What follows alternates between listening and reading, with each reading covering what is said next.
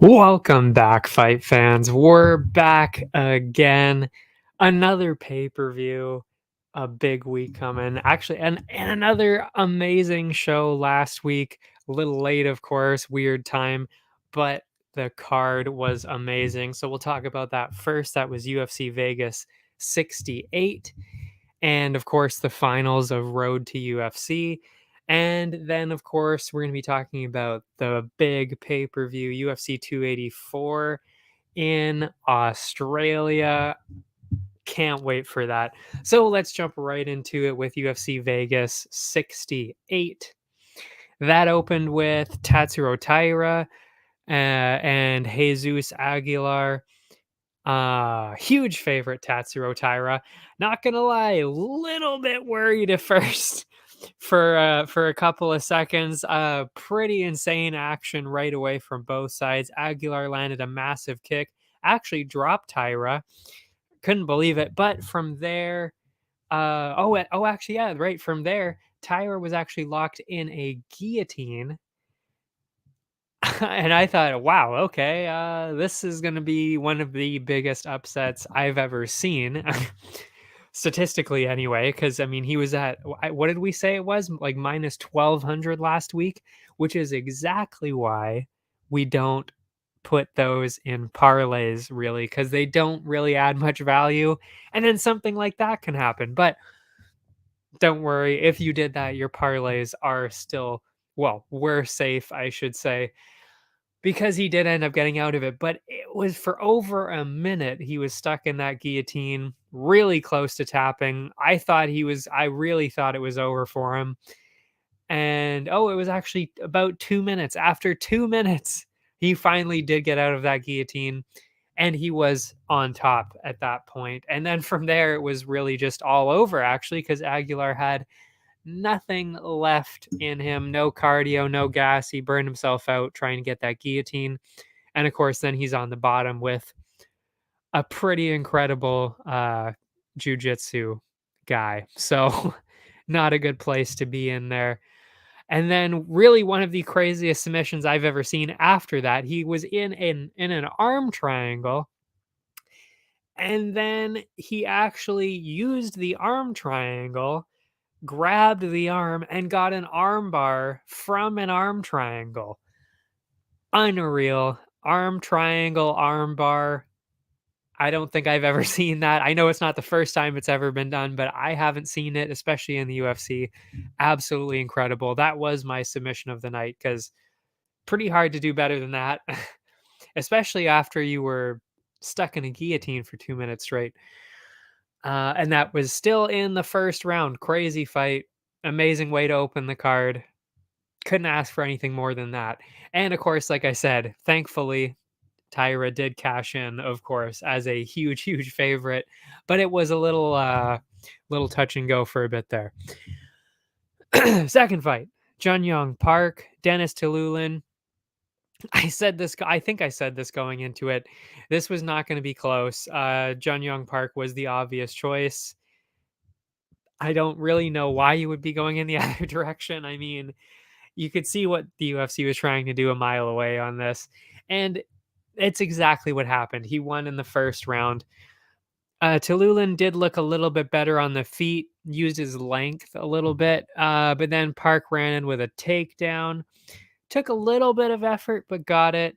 And really, that was it from there. There was absolutely no defense on the ground at all. Just destroyed. Lots of elbows, lots of blood, and then got the submit. Park got the submission for a fantastic win and an easy one, exactly as we expected. I mean, really, the entire first section of the night, I mean, it was pretty predictable. Really, I did nothing was crazy. It could have been because there were was there two split decisions? No, I don't know. We'll see. There was at least one split decision. Insane that it almost worked out the other way. But anyway, we'll get there anyway. We'll get there eventually. Then we had the first fight of the Road to UFC finals. That was the flyweights. I had Hyunsung Park. I think it was by decision. I forgot to look it up. I did have Park here. I know I had Park for sure. I think it was a decision. So which we didn't end up cashing in anyway because it ended up being a submission. But it was pretty close. It was in the third round. What was I going to say here? Anyway, Troy was pressuring forward first. Well, actually, yeah, I should say because we knew this was going to be close. I mean, two Korean fighters. I think they were both, yeah, they were both trained by the Korean Zombie, so they were teammates too. You know, and they're flyweights. I mean, decisions seemed to make a lot more sense, and we knew it was going to be super close.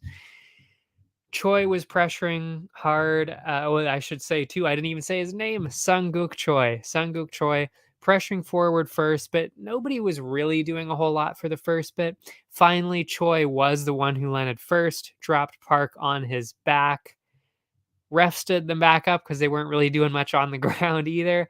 Then Park started to wake up, landed a lot more, but I mean, didn't really get a whole lot going. So pretty obvious round for Choi in the first there, which made me a little bit worried. Again, the results that we got were fantastic, but the way that we got there, definitely touch and go. Definitely a little bit worried here and there.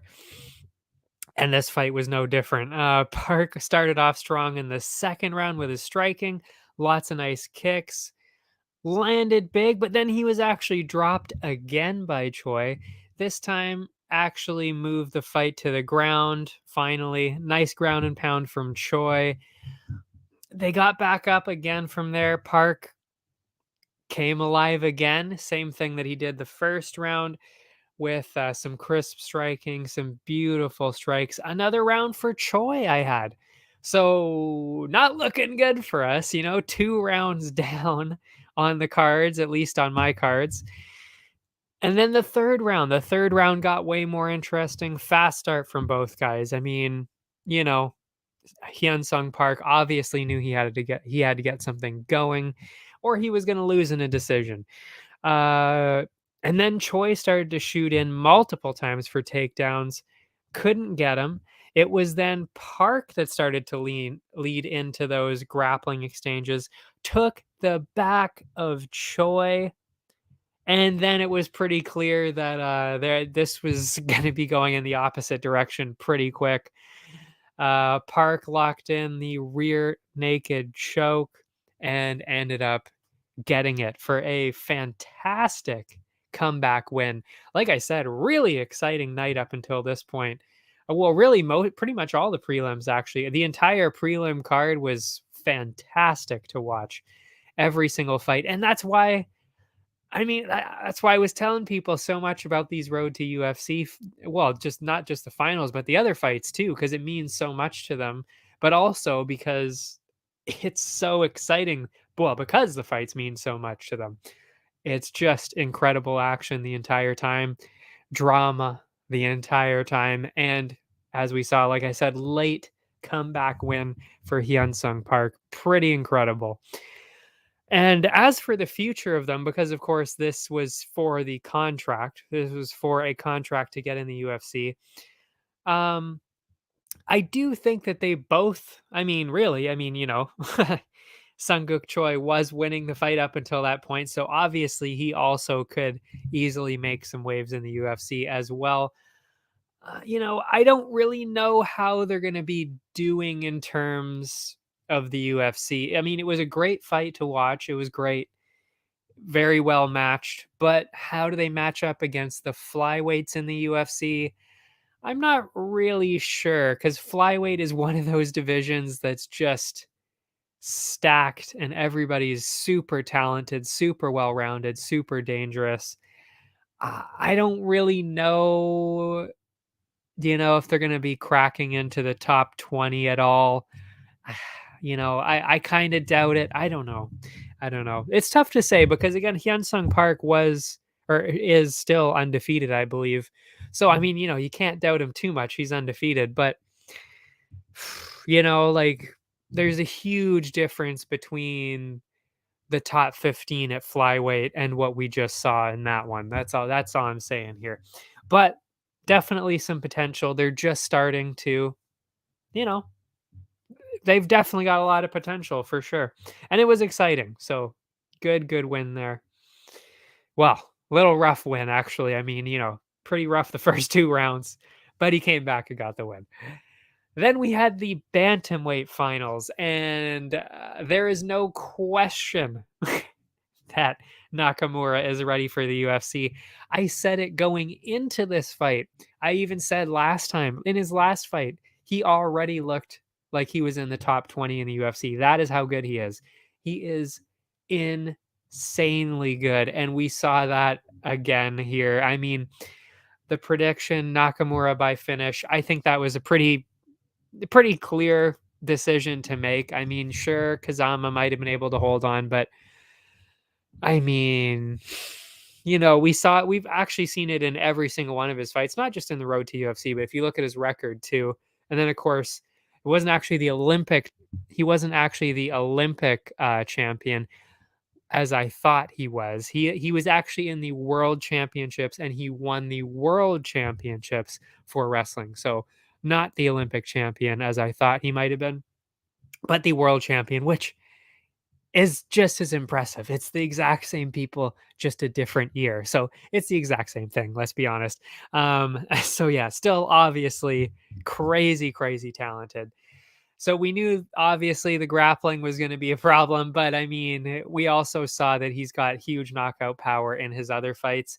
And we saw that this time too. I mean, Toshiomi Kazama knew obviously not going to be able to win this fight on the ground. So you got to do something crazy on the feet. And that's what he was trying to do. All props to him. I think actually Kazama could be pretty good in the UFC as well. I think he'd be pretty talented there. But I mean, he did get knocked out in the first round. So tough sell for the UFC on that one. But I still think he's really good. I mean, it's just that Nakamura is something else. He's just like stratosphere. Like I said, I truly believe he easily could be in the top 15 in the UFC right now. And we saw that again. I mean, this ended up being the fight of the night, so I will go through it. And it was in the first round. I mean, like I said, it's a short fight, but I went with that anyway because it was just so crazy. No waiting out, feeling out process here, no slowness, nothing. It was just all action the entire time, combos, punches, everything. It was just absolutely insane to watch. Um, and you know what? Like I said, Kazama was doing fairly well. I mean, he was landing some good ones, but the difference was how hard they were landing. And Nakamura was just landing way harder and way cleaner. And that was pretty much it. I mean, um, Kazama was dropped. He still kept walking forward after that. Nakamura then landed one more right after that and put him out cold. I mean, it was a short fight. It was only, I think, 2 or 3 minutes. I don't even know if it was that long, but it was wild the entire time. So I had to give that the fight of the night. It was just absolutely insane, especially considering a lot of the other fights, they weren't like, whoa, like crazy barn burners the whole time. So this felt like the only true choice for brawl of the night. Oh, and there you go. It was actually it was only 33 seconds. 33 seconds and it was my fight of the night. You're damn right it was. The second fastest bantamweight debut in UFC history at 33 seconds.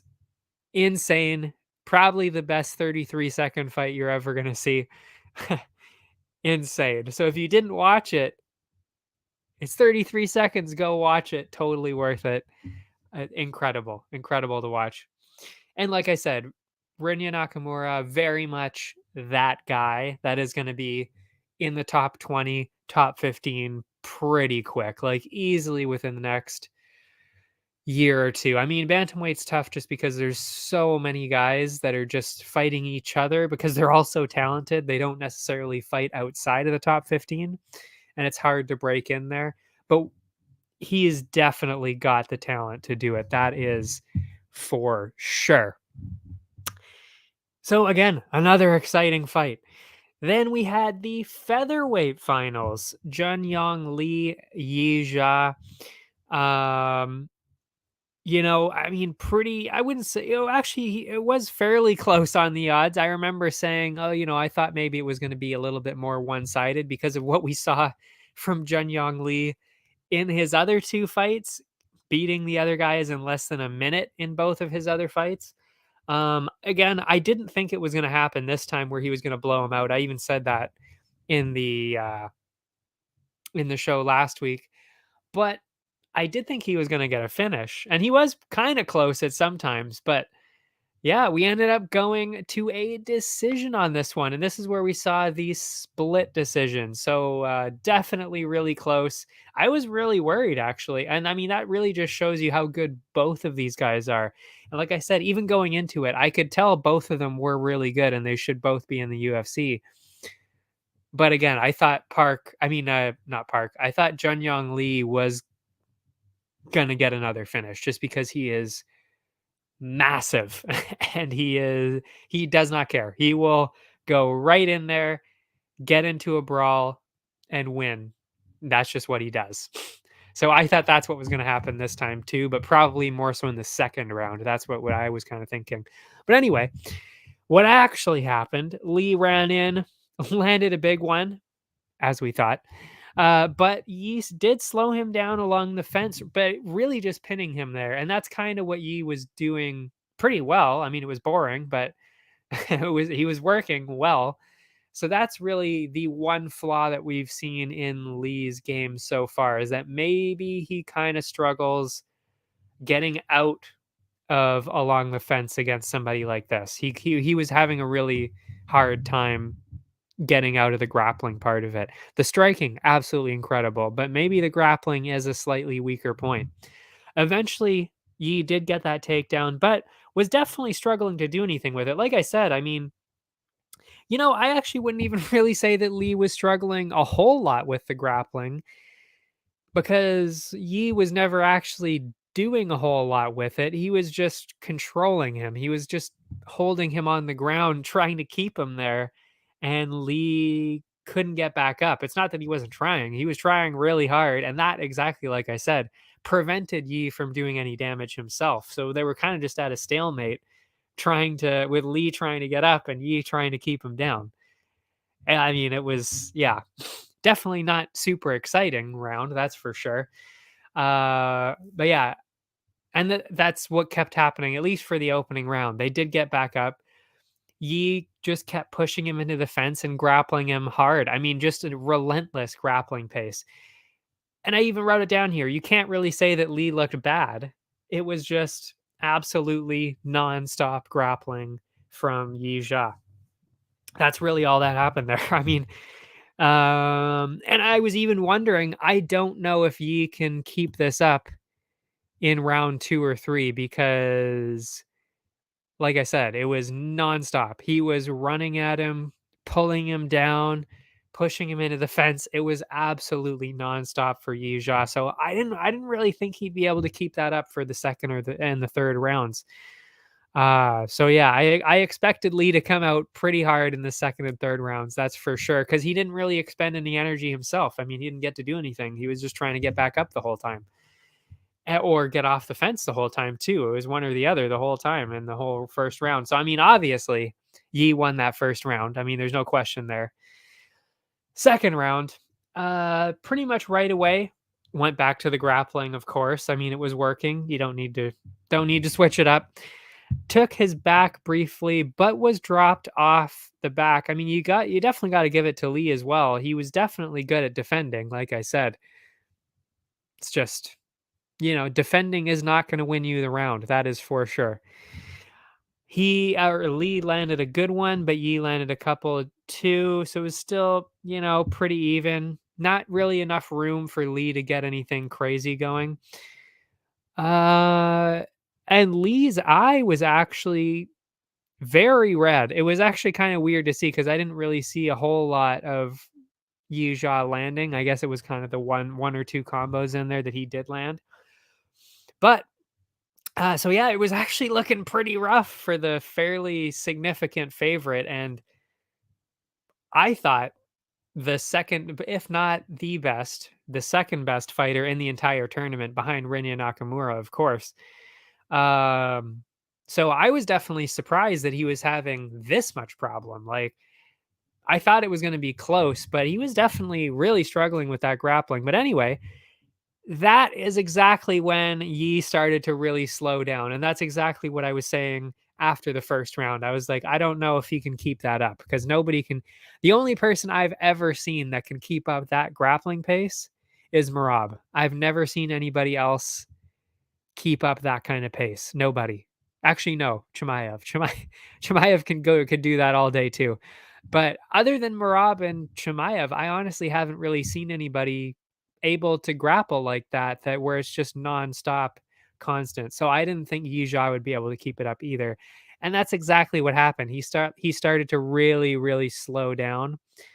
And he did get the takedown at the end of the second round, but Lee had a couple more good shots that landed. Very, very close.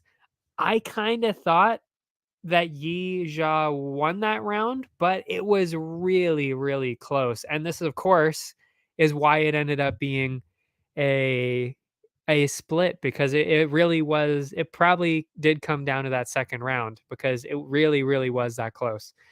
Um, so yeah, it could have been 1-1. I had it 2-0 for Yi Jia.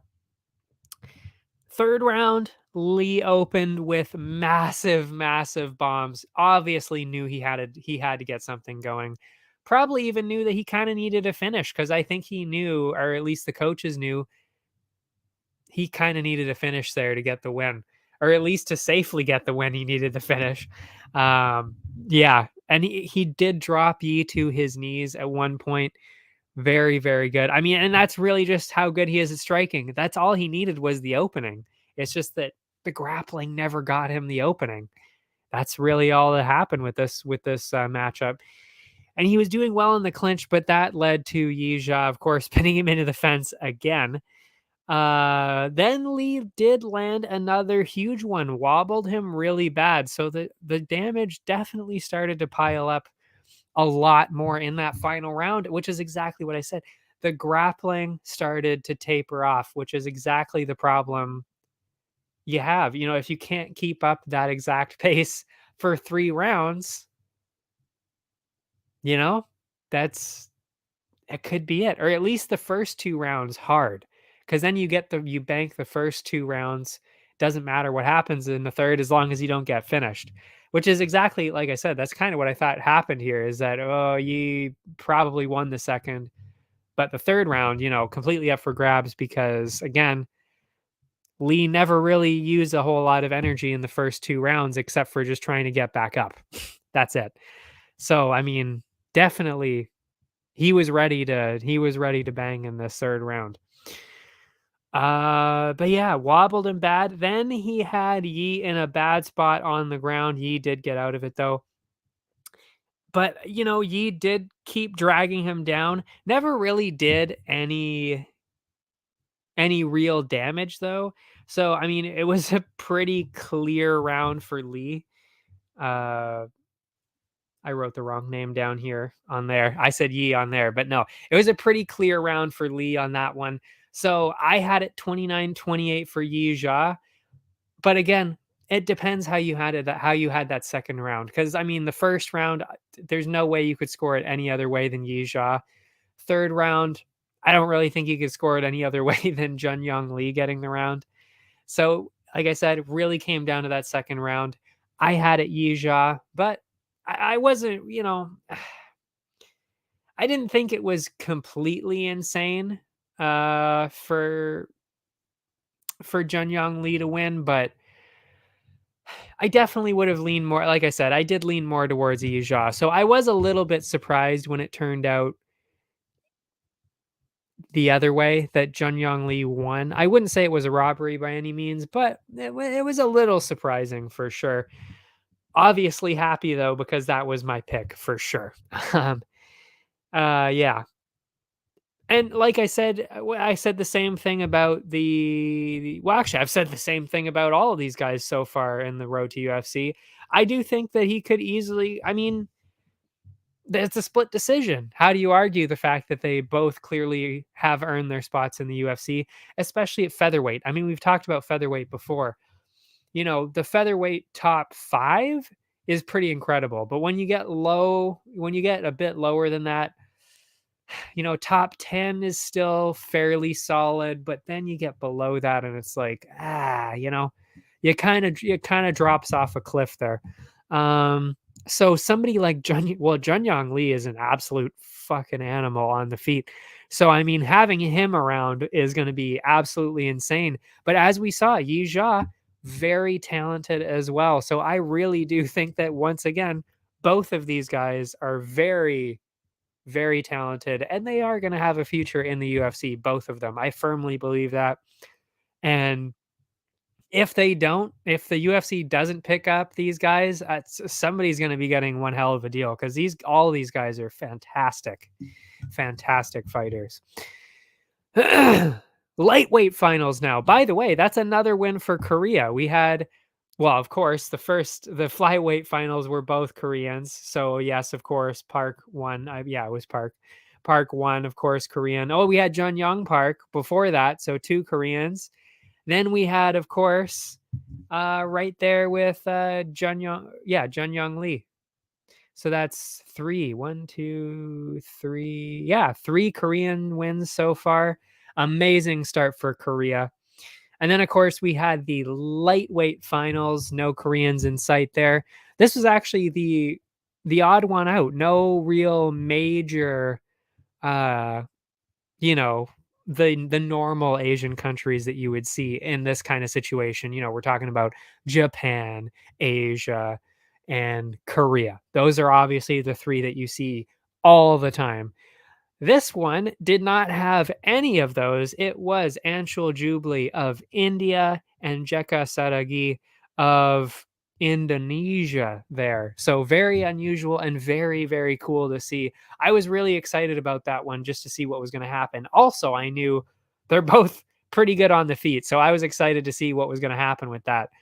The first round, oh, and the prediction, of course, was I thought Sadagi was going to be winning this pretty easily, to be honest, and getting a finish.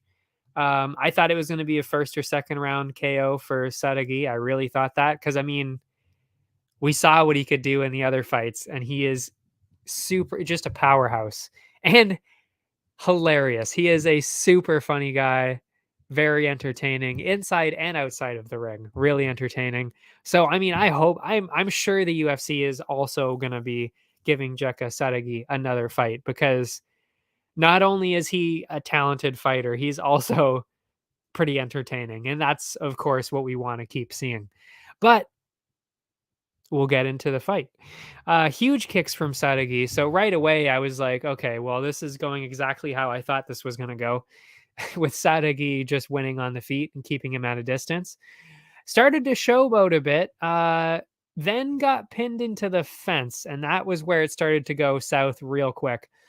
Jubilee grabbed the takedown, started to smother him, got some nice ground and pound. I was actually surprised because I don't know if you remember last time I was talking about how he's really more of a boxer. He doesn't really have the grappling, he doesn't really have the grappling background, and especially in a country like India that's still developing those other facets of martial arts for sure. Like they're not really at the same level as obviously Korea or Japan or China, especially China because you have the PI, of course, in Beijing. I think it's in Beijing. Yeah, pretty sure. It is in China. I know that. But anyway, so they don't have that background. So I was surprised and very, very impressed. And I even said it last time. I was like, listen, I could be wrong. They could have really, really, really improved everything and really worked harder. I don't know where they trained or anything in the meantime. Maybe they went to Tiger Muay Thai or something like that. Maybe they did something like that, or even went to Russia or something for the grappling. Who knows what they did? But whatever they did, it worked. And I was very, very impressed with what I saw. I really was. So yes, I take back what I said last week about India not necessarily being well, it's definitely still not a hotbed for MMA, but I definitely see the improvements. And if the rest of the country can rally behind Anshul Jubilee and get all that training as well and get up to that point, yeah, I mean, you're definitely gonna have you're gonna have another powerhouse there, just like we saw in China. We didn't see a huge amount of Chinese fighters for quite a while, and then now it's like, whoa, like the Chinese, the fighters coming from China, training in China, I would say could be the most well-rounded, most skilled and dangerous fighters there are. Like, I mean, just think of Zhang Weili. Like, it doesn't get more dangerous and well-rounded than that. You know? And then of course you got Norden Becky, you got I'm trying to think of who the other people would be. There's a lot. There's a lot. There's a lot. But now I can't think of any off the top of my head. But anyway, we're going to keep going. Um but yeah, so I mean pretty clear, obvious first round for Jubilee with the grappling there. And I mean, Sadegi did he got back up once. He did have those amazing kicks, but I mean, the rest of the round was clearly Jubilee. So first round, definitely Jubilee. Second round, Sadegi started to get pretty wild again on the feet. I mean, he knows he's got to make something happen on the feet now because he's not going to do much on the ground. He already knew that for sure. But Jubilee then got the takedown and dragged him down there again, took Sedegi's back, started to just rip him apart with this ground and pound. I mean, I thought it was going to be finished right there. Half the round was left at that point, and it was, I mean, a finish seemed like it was going to be happening pretty quick anyway, and that's exactly what happened. I will say, I thought the stoppage was pretty early. I mean, I see why the ref stopped it because Sadegi wasn't necessarily obviously landing anything or close to getting back up necessarily, but it was pretty clear that he was still defending himself. And he's also the kind of guy that definitely could get back into the fight. So I thought it was pretty early, but I mean, it's again one of those situations where it's like, okay, I see why the ref stopped it. I don't agree, but I see why he did it. Yeah, and that was it. So that was the second round. Yeah, second round TKO for Anshul Jubilee, and like I said, very very impressed. I really am because, and I even wrote it down here. Complete opposite style from Jubilee. We saw him as a boxer in the last fight. Didn't see any grappling at all. So I mean, it was just kind of like, oh, well, and that was a 3-rounder too. Is the full 3 rounds. So I mean, he did no grappling whatsoever. Didn't really seem to be great at the grappling actually in the last fight, which is why, it made sense that okay, there are 2 strikers in this fight, so Sadegi should win. He's a much more powerful striker, which is exactly what we saw. He is the better striker. He was landing those leg kicks, massive leg kicks, and he was probably going to win if this went on the feet, but didn't need it.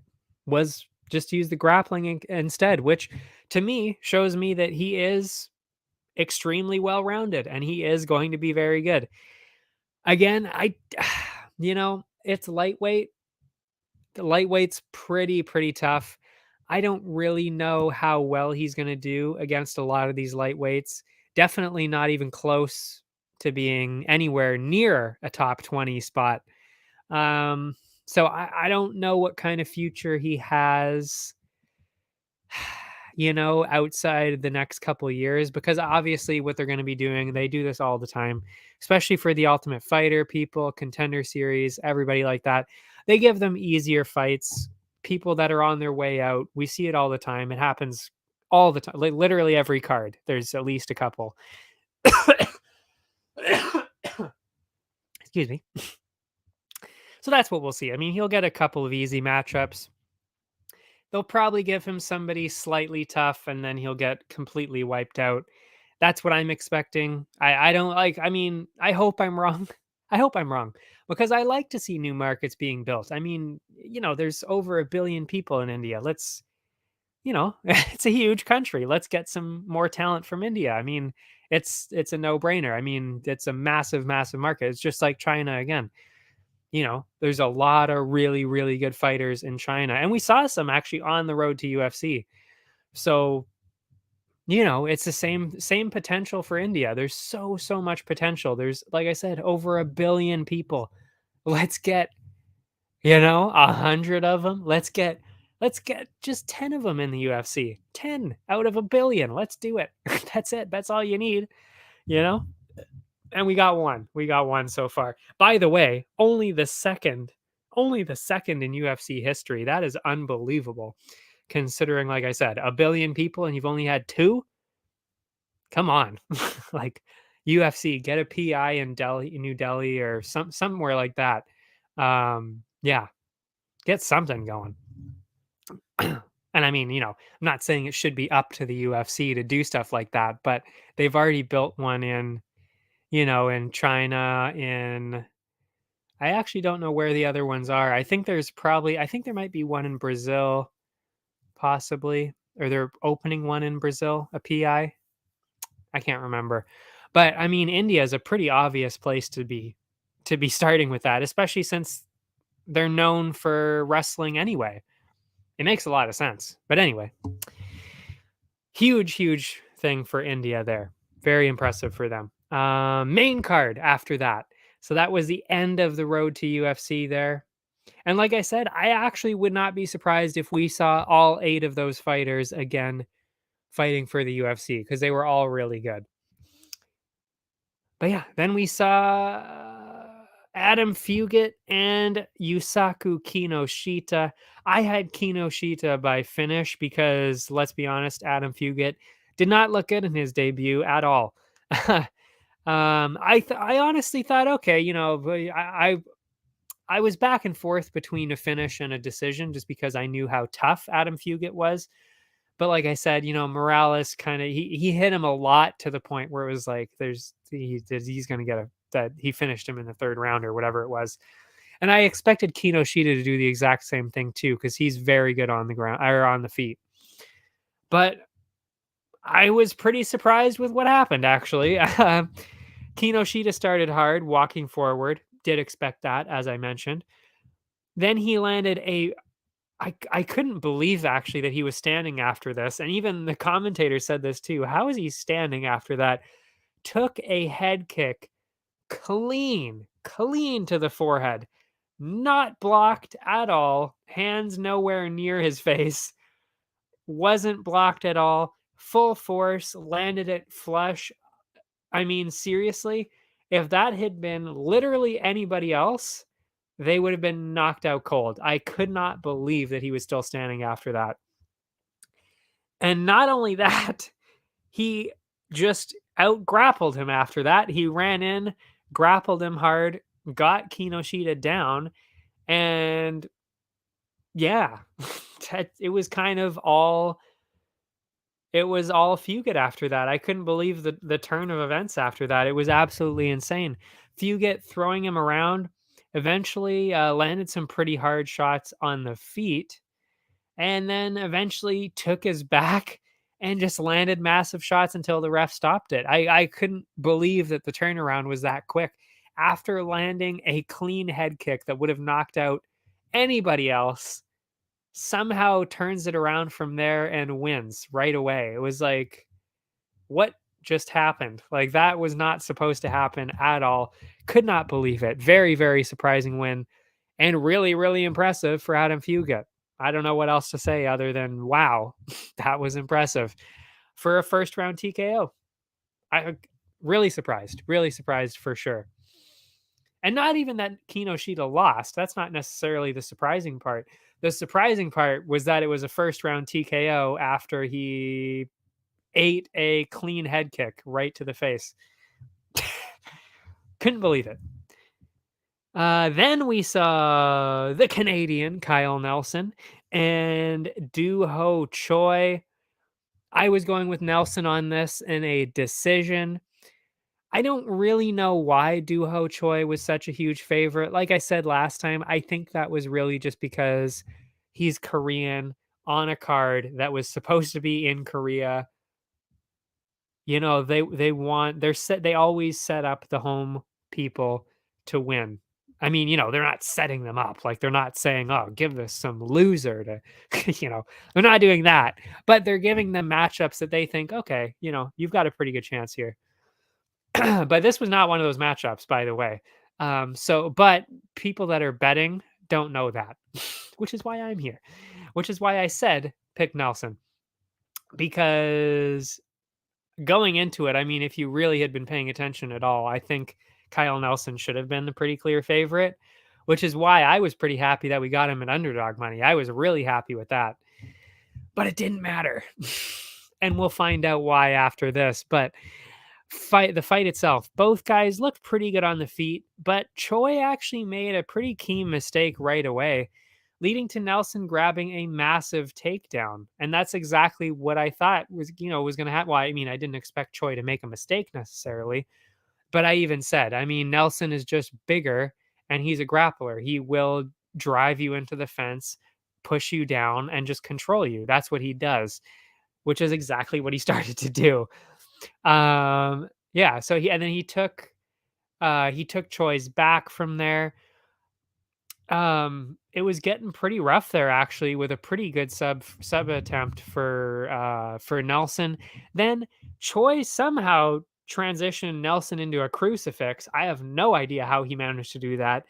Again, also the announcers were baffled by it. I mean, it was crazy. 1 second he was in a deep submission, and then less than 5 seconds later, he had somehow slipped himself into getting Nelson into a crucifix. It was crazy. I don't know how he did it.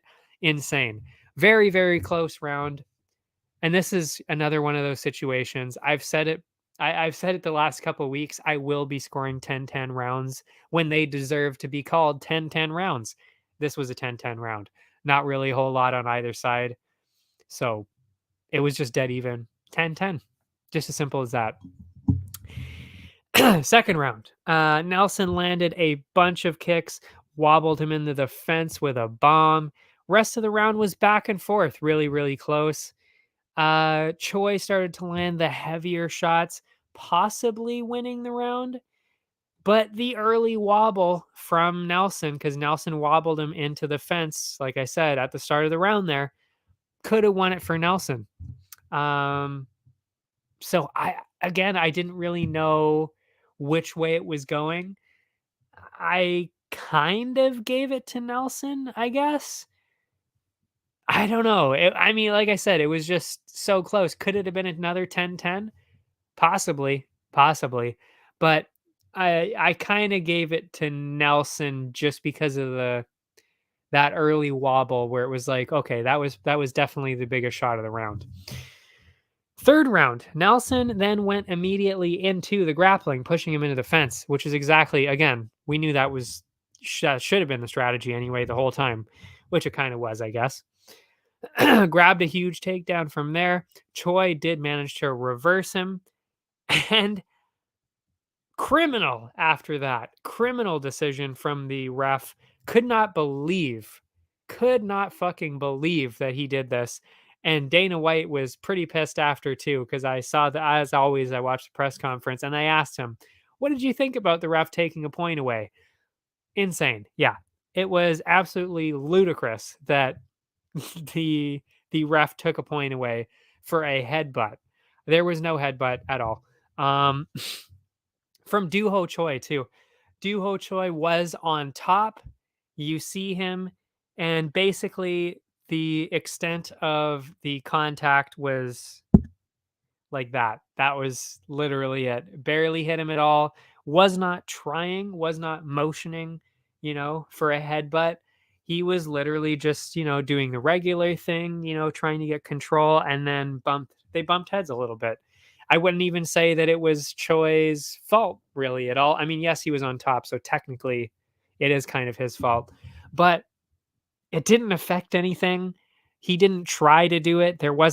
Nothing happened out of it. I don't really understand why it was even stopped at that point, because it wasn't even the whole thing really made absolutely no sense whatsoever. So that was pretty bizarre. Um, yeah, I don't really know why that happened, but even why it was stopped, like I said. But not only was it stopped, but the ref ended up taking a point away. So that was, well, a real head scratcher, really. Uh, yeah, it was just bizarre. I don't really know what else to say about that other than that's just absurd. That's it. So yeah, and that again really just messed with the score even more because then you really have no idea how to score it. And that's really pretty much how it ended. Although I will say, um, Choi did close the round with some pretty good body shots, so I thought he won that round. So I mean, I already had as had it as a draw. I had it 29-29 because I had it 10-10. Well, then with the point deduction, I guess I would have had to have picked Nelson 29-28. Uh, but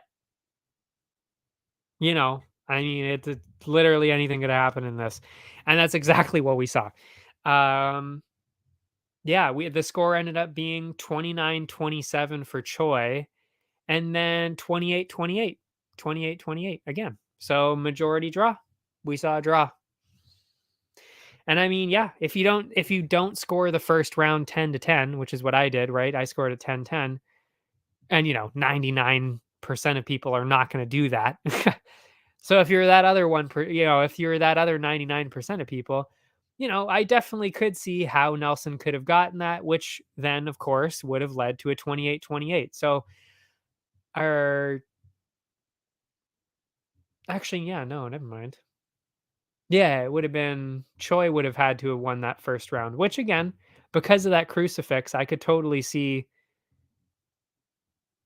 Oh yeah, no, Choi would have made sense, I guess, if you really think about it, because in crucifix, he was on top for most of the rest of the round, I guess, after that. So, I definitely see why they picked Choi. So again, that would have been 29-28 for Choi, even just based on the other two rounds of how I scored it.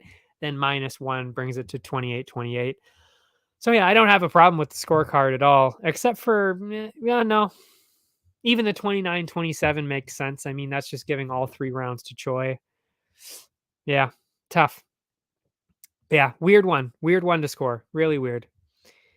But yeah, there you go. Majority draw. What can you do? And if there's ever a fight that's going to be a majority draw, it's something like that where it really was that close in the first place. But yeah, anyway, after that, it was Tybura and Ivanov. I said it right away last time. The odds were fairly close. Didn't know why. It was a pretty obvious. I think it was pretty obvious how this was going to end. I said it right away. Tybura decision. Not only that, I started to actually I've started to actually use Verdict MMA, the app as well, which I actually didn't even find out about until like 3 weeks ago. I can't believe I didn't even know about it. Like it's like the only app that has it. Like that's kind of similar to the games on Tapology, and I didn't even know about it. Nobody told me. But yeah. Anyway, I put all of the experience. If you're familiar with Verdict MMA, you bet points, you bet experience on, well, you don't necessarily bet it, but you put a certain amount of experience on a fight and a fight outcome. I put almost all of my points on this one specifically because I knew it was it was the most obvious to me on the main card because they only do the main card. Tybura decision. And I nailed it because again, it was pretty obvious going into it. That's exactly what was going to happen. Ivanov, way too tough, not going to knock him out. Tybura, like he's not going to get finished either. I mean, they're both in decisions almost exclusively. So Tybura decision seemed like an absolute no-brainer, and we cashed it in. Hell yeah, we did. But yeah, anyway, Tybura looked bigger, longer, and faster right away, and used that speed to just pick him apart immediately with jabs and kicks. Probably got that first round because of that. Second round, Ivanov, fantastic combo at the start of the round. And once again, it was actually very close the entire round. As it went on, even of starting to actually pile on the numbers, so really started to wake up there. Then Taibura did bring it back, landed a heavy combo, wobbled him a bit, could have won the round from there. So I was thinking, hold on a sec. Uh, yeah, tough to score though. So maybe Taibura 2 rounds up, maybe tied, could have gone either way. Then Taibura switched it up in the third round with a takedown, took his back from there, and dominated the entire rest of the round. So, I mean, that was a definite round for Taibura for sure.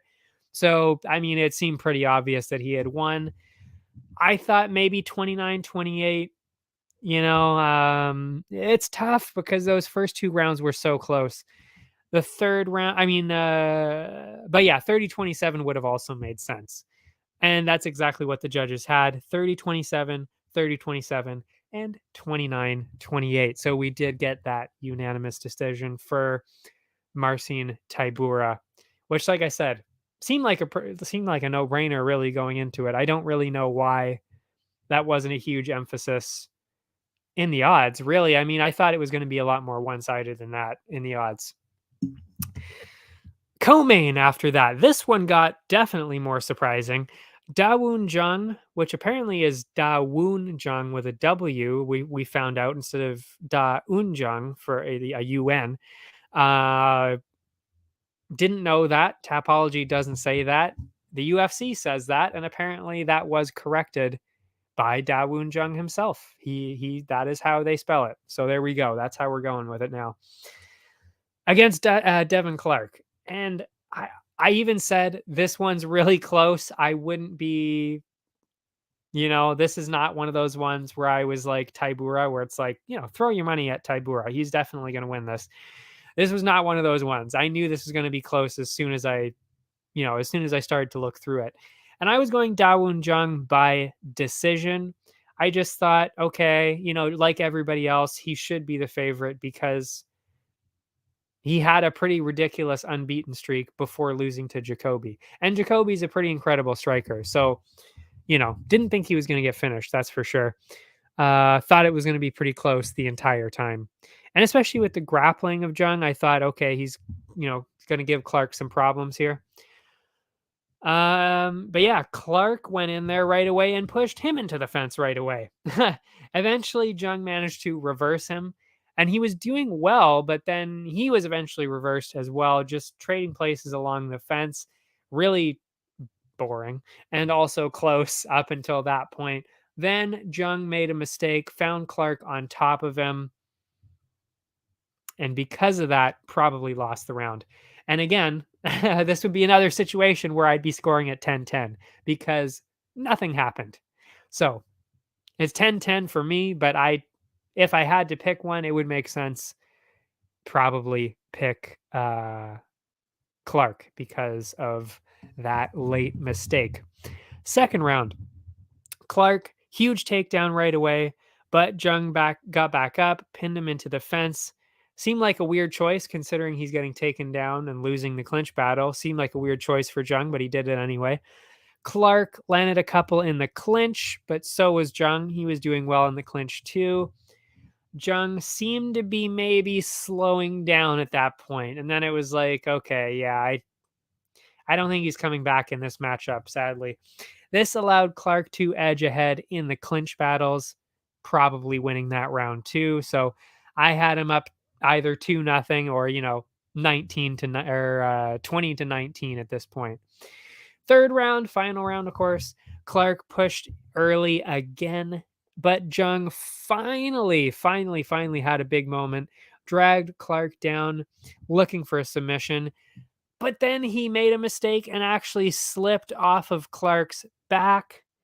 And then really, Clark just controlled the action for the rest of the round. And finished with some heavy clinches, some combos, and a takedown. I had it 29-20. Actually, really? I had it 29-28 for Clark. I guess because of Jung's pretty big moment there. I did give him the final round. Yeah. So I said 29-28 for Clark, but I even specifically said after that, it really the scorecards could have been all over the place because this was another one that was just, it's like this is what I'm saying about 10-10 rounds. Score them 10-10. That's what they should be. They're dead even. If it's a tie, then it's a tie. It's just as simple as that. Score to 10-10. It's a tie. That's it.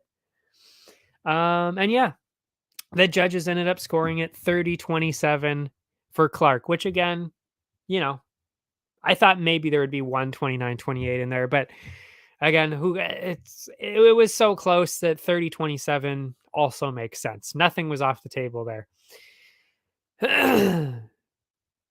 So yeah, that was the only, I believe, Dawoon Jung was the only Korean who lost. Yes, he was. Because Doo-ho Choi technically was in a draw. He did not lose technically. So, yeah, Dawoon Jung was the only Korean to lose. That is too bad.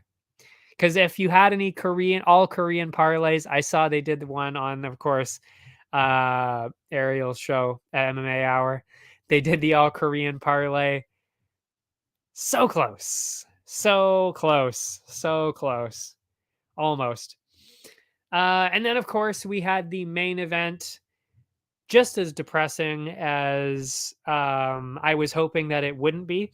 This is exactly what I was scared of. Man, yeah, I gotta say, probably never betting on Lewis again. It would have to be some pretty specific circumstances for me to bet on Lewis because this just really showed, like, you know, if he wasn't going to win this one, he's not winning ever again in the top 15. I just can't see it anymore. And I hate to say that. Obviously he's one of my favorites, one of everybody's favorites. But, I mean, to get completely washed out like this, if you looked at the stats after, Derek Lewis only threw three strikes the entire round, the entire fight, I should say, which ended in the first. And that was it. Just completely washed out. No chance whatsoever. I mean, Spivak was just throwing him around the cage and then ended up submitting him, and that was it. That's that was it. I don't know. I don't know what else to say. That was it. But really the one thing we learned, I guess, from this is that Sergey Spivak can do that to pretty much anybody because Lewis is huge. So if he can throw Lewis around the cage, he can throw anybody around the cage. But yeah, pretty impressive by Sergey Spivak, and he ended up being my most valuable fighter. So yeah, did terrible on the main card, but we nailed those road to UFC finals, except for one of them. We went 3-1 on the prelims, 1-3 on the main card. Brutal. I hate going anywhere. Anything below 60% to me is garbage. Garbage. So to me, not a good week. But we still got a lot of our prop bets. We still got, the majority of the picks that were good, got the parlays. So we're still good. We're still good. Anyway, the bonuses. KO of the night obviously had to go to Rinya Nakamura. That was insane. Fight of the night, also Rinya Nakamura and Toshiomi Kazama. Insane. Even though it was 33 seconds, it was 33 seconds of magic. Then, of course, the submission of the night, just because of the way he did it. And I mean, the slickness and the way the fight played out too, because he was stuck in a guillotine for 2 minutes. Tatsuro Taira, unbelievable. Had to give him the bonus. And that was it. Those were the 4 bonuses. Rinya Nakamura, and Toshiomi Kazama, Tatsuro Taira, and Sergey Spivak for the most valuable fighter. Because, I mean, really, he just finished Derek Lewis in the first round, and it was incredible. Shut him out. Didn't even get hit. Incredible. Which is actually really the most surprising part. I'm not really fully surprised by the actual part where he won fairly easily. I am a little bit surprised that Derek Lewis never landed a single punch, because I don't know if that's ever happened to him before, because that's pretty crazy. So that was a little surprising in that regard. But anyway, that is it for that card. And we will go to the pay-per-view right after this. But of course, as always, we will take a short break in between, and I will be back in a minute. See you then. Allow me to introduce High Stick Vodka, a new way to celebrate victory. Gather around the glass with an award-winning, ultra-premium Canadian-made vodka. You probably won't listen when I say High Stick Vodka has a smooth, hard-hitting taste, or that it's developed in the birthplace of hockey. You won't listen when I say High Stick Vodka is a tribute to the game of hockey, or when I tell you it's distilled 4 times using Canada's purest mountain spring water to provide an authentic, remarkable flavor. But maybe you will listen when I say it comes in a f***ing hockey stick. Showcase your passion for hockey with our limited edition hand-blown hockey stick bottle. Whether you're celebrating victory or drinking to defeat, High Stick Vodka is better after every shot. Visit us at highstickvodka.com. It also comes in this regular bottle. Celebrate victory. Drink responsibly.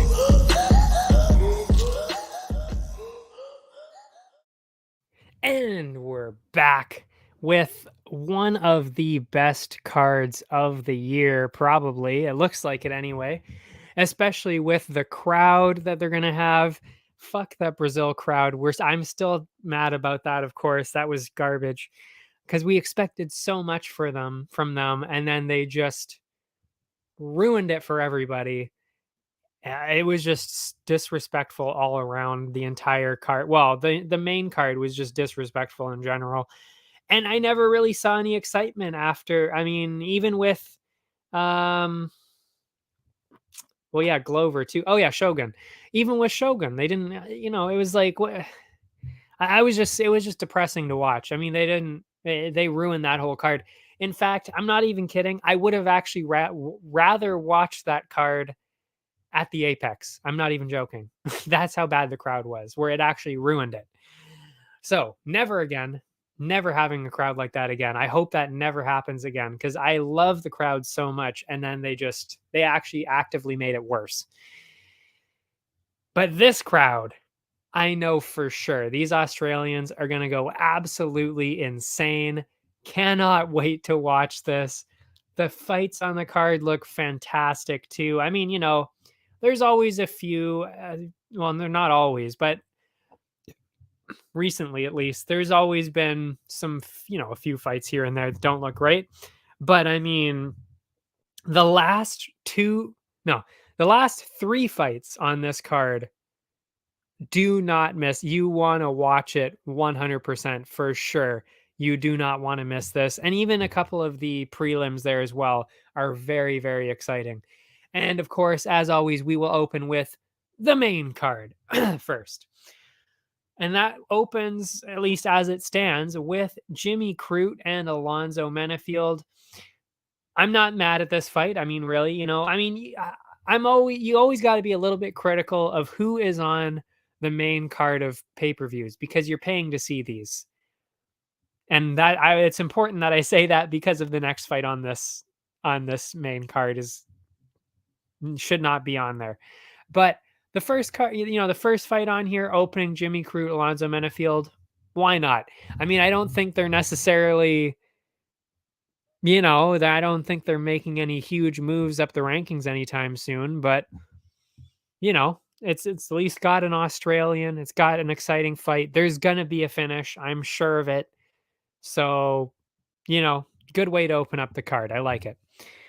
Now, based on talent, I would actually say that both of these guys are very, very close. But on paper, I think it's pretty clear which person you should be taking. And now that I'm looking at the odds for the first time, because like I said, I don't look at the odds when I make my picks here. I just don't look at them. So I'm a little surprised the way the odds are working out on this. On paper, really, Menifield looks like the pretty clear choice. I mean, Menifield, he's got 2 first-round finishes in a row.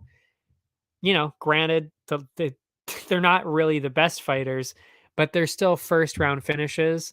And before that, I mean, the losses weren't awful. And he's a really difficult guy to deal with. He is very, very big and he is clearly powerful. I mean, he knocked two guys out in the first round in a row now.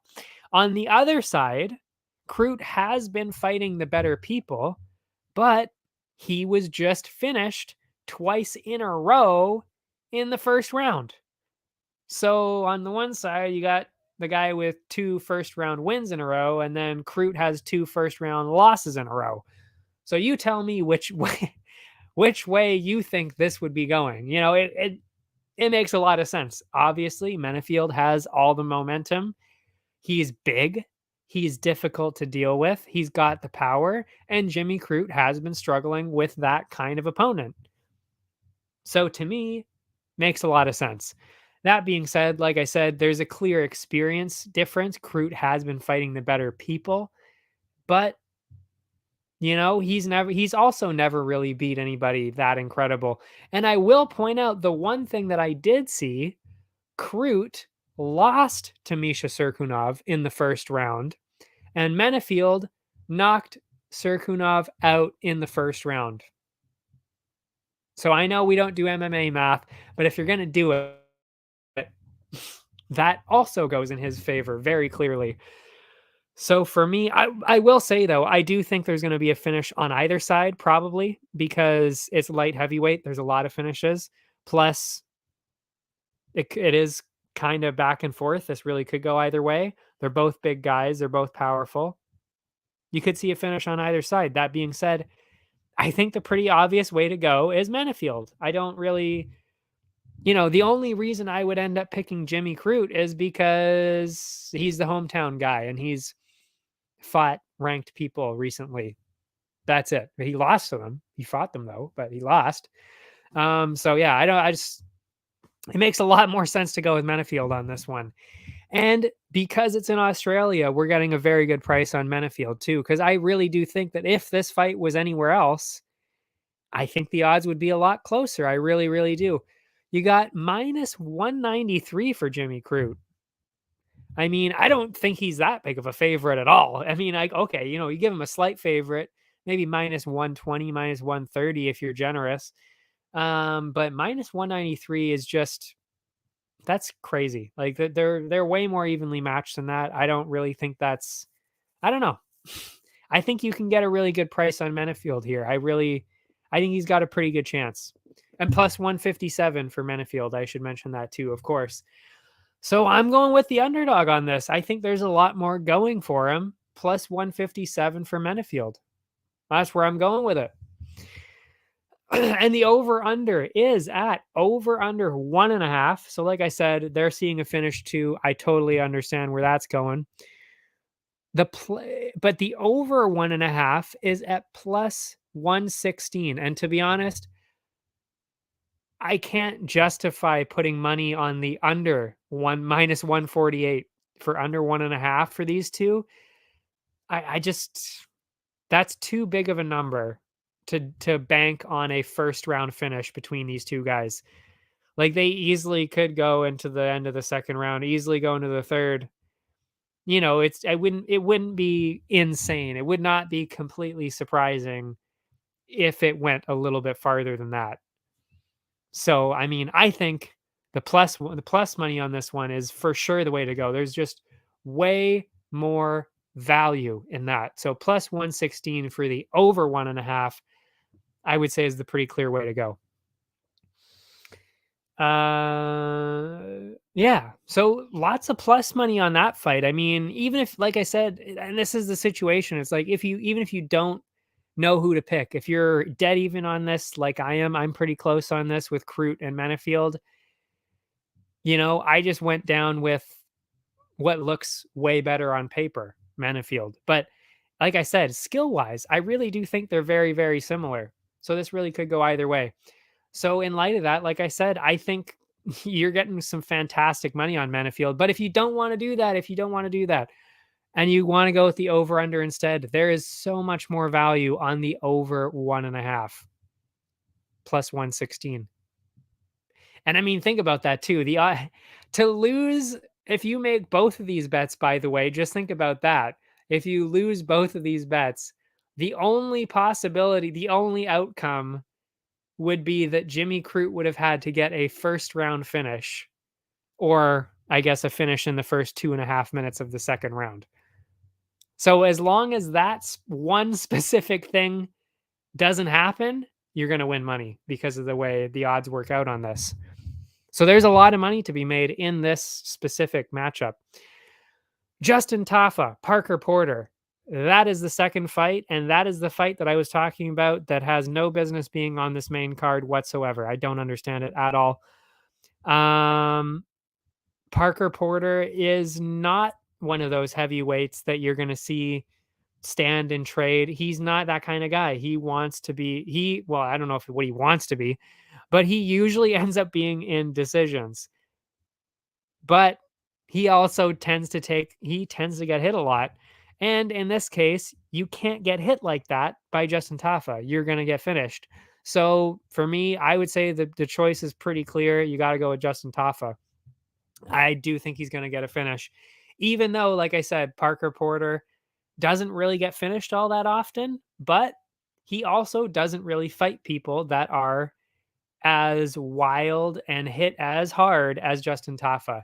So I could see this going to a decision, but either way, I think Tafa's the pretty clear choice. Even like I said, I mean, he's also got the home field advantage as well.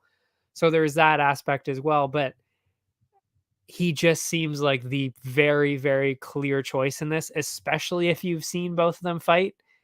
Tafa is the pretty obvious choice, which is again surprising now that I'm looking at the odds because they're actually almost dead even. Minus 128 for Justin Tafa.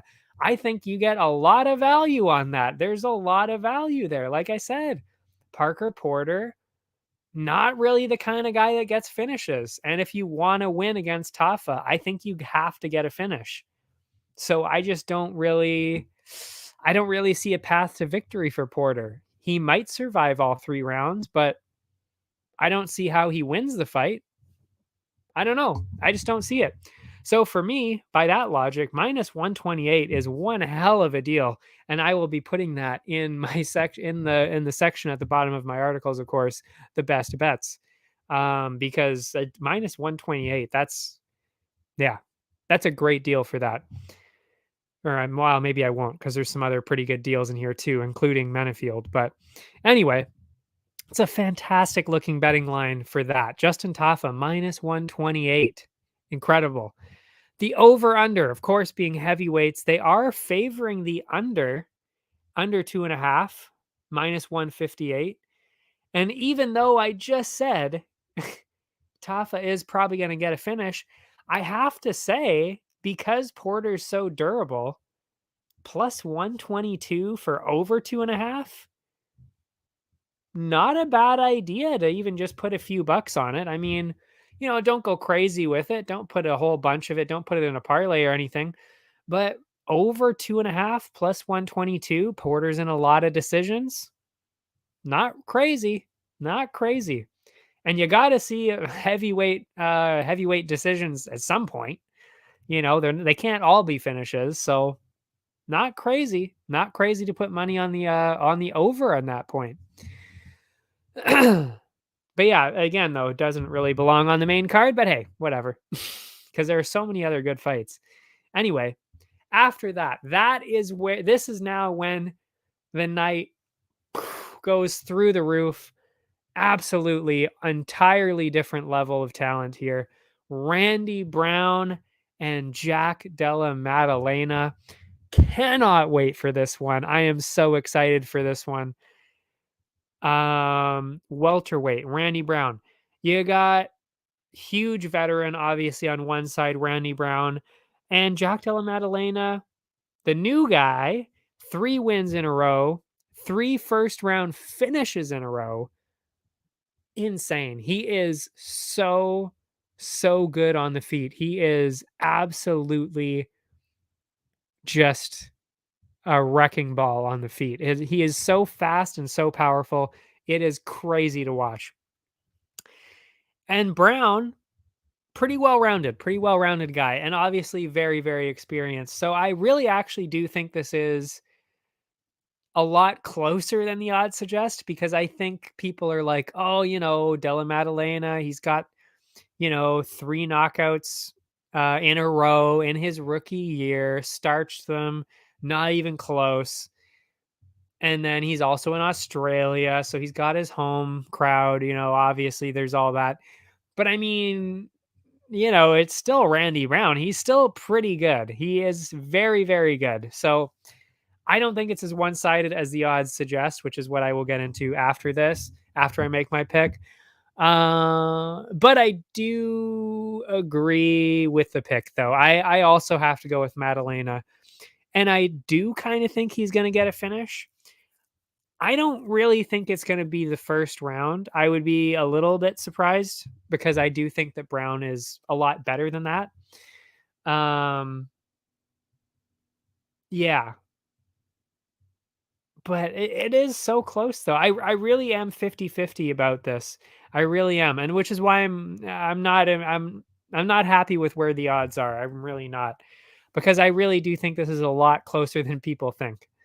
Um but like I said, I mean, Brown's got the experience, he's got his grappling. So I think he's gonna slow him down quite a bit, which is why I'm saying I don't think it's gonna happen in the first round. But I am thinking, okay, I think Madalena is going to have power through all 3 rounds.